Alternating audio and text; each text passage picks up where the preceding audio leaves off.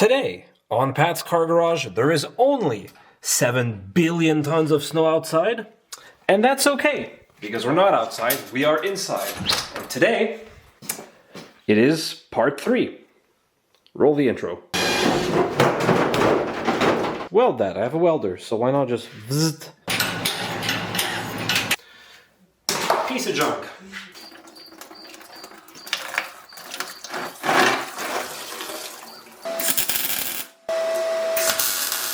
Black Magic Extreme. Blah. So as you can tell, some of the front clip is back on. Let's go over that real quick. New fog lights, because the ones I had on there previously were broken. So new is more better. The headlights are mounted, and I want to briefly talk about that. So these are not ZJ headlights, these are the European export code of the ZJ, the ZG, and these are far better. They have a glass lens instead of plastic, and they take an H4 bulb, which means, of course, you have to solder in some adapters, which I did. So these are working. An annoying thing that I need to mention, the turn indicator that goes down here, as it turns out, there's two different styles. There's the pre-facelift and the post-facelift, and the light bulb socket does not fit from one to the other. So if you have a post-facelift car, you need a post-facelift turn indicator. Otherwise, this light bulb here won't index into the socket. So that's kind of silly, but it is what it is.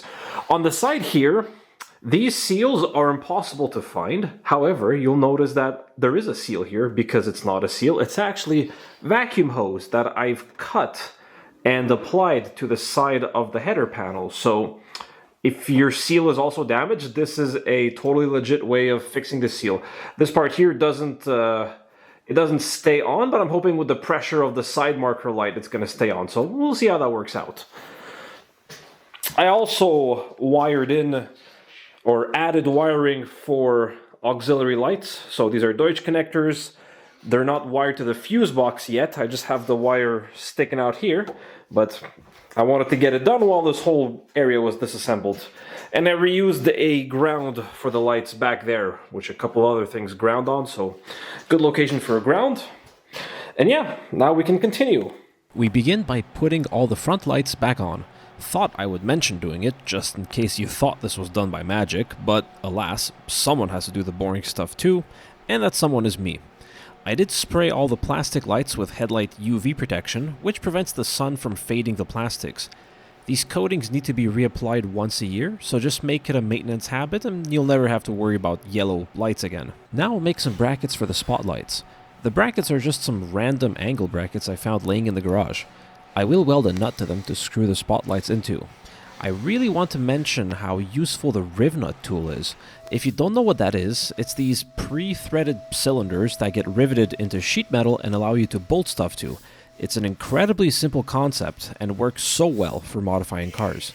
I currently rank it as the second most important tool for car work, with a MIG welder being the first. I'll take some measurements and drill the holes through the bumper for the spotlights, and then I'll take the bumper back off since there's still a couple more things I need to do before I install it. And now we have the electric fan conversion brought to you by, and not sponsored, Flexilite Black Magic Extreme. Blah! That was completely unnecessary, but by my calculations and guesstimations, that should fit in the gap in here and cover most of the radiator, so let's try that.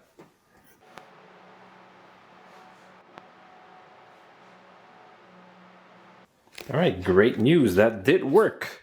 I have to make some brackets to fit it up against the radiator, but the crucial point is there is clearance between the pulley and the fan itself, so this is perfect. It covers almost the whole radiator. There's maybe a couple centimeters here that are uncovered, but that's okay. This is right now all the way at the bottom.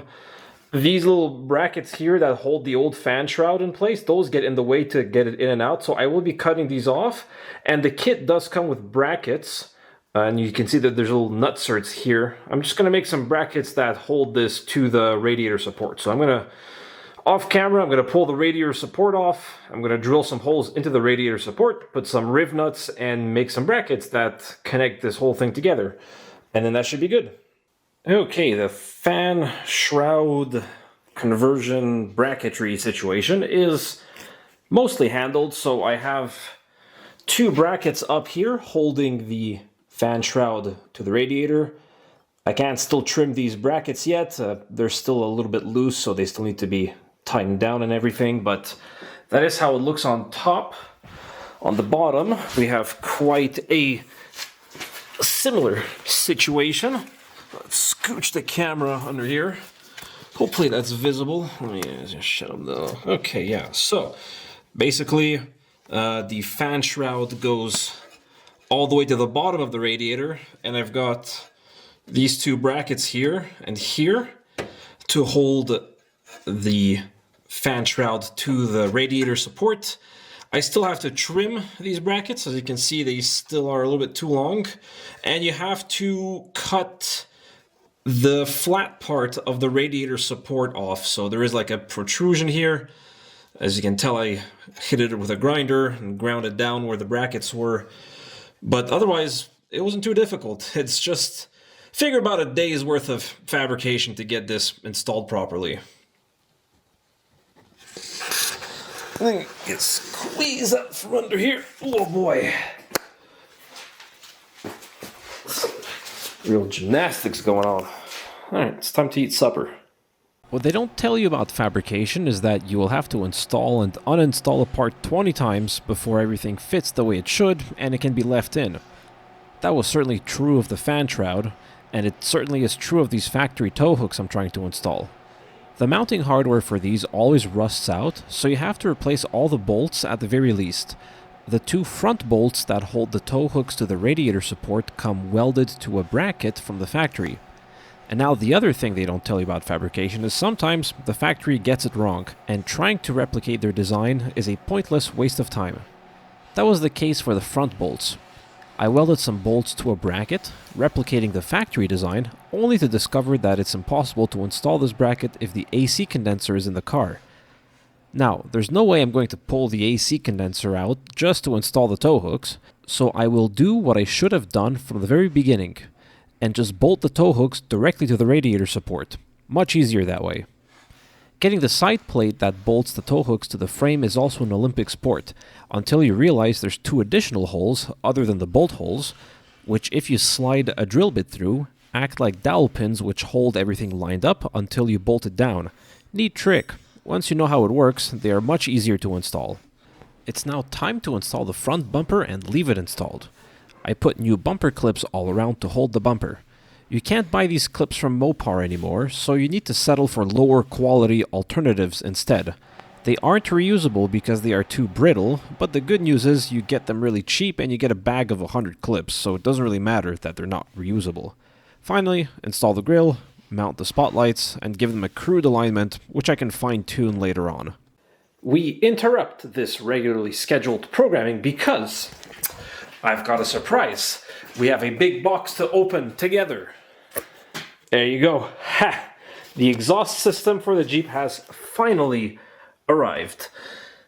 Made by Magnaflow, and right now the fitment of this exhaust is purely theoretical because this exhaust allegedly fits a 5.9 Grand Cherokee, and this is, of course, as you can tell, not a 5.9.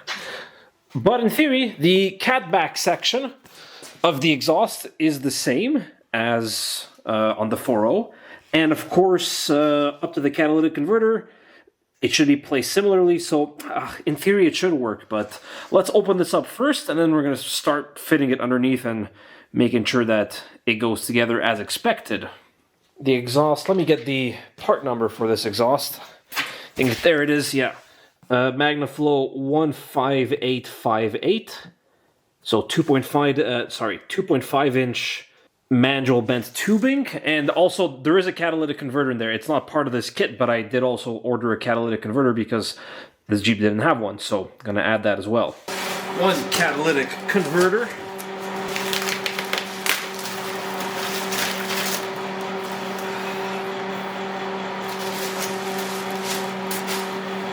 One muffler.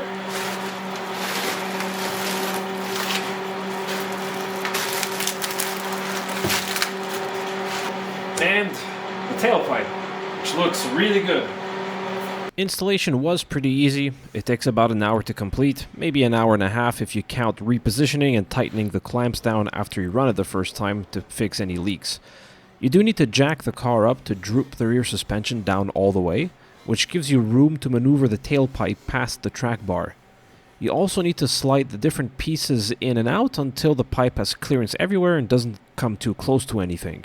And there is the answer. The exhaust fits.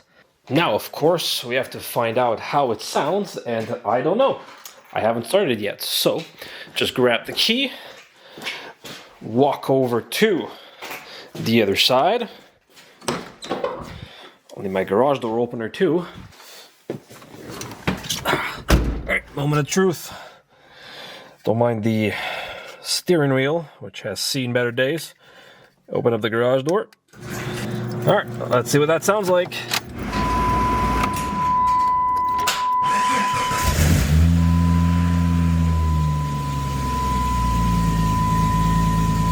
It's nice and quiet. I like it. We'll grab some sound bites from the outside too.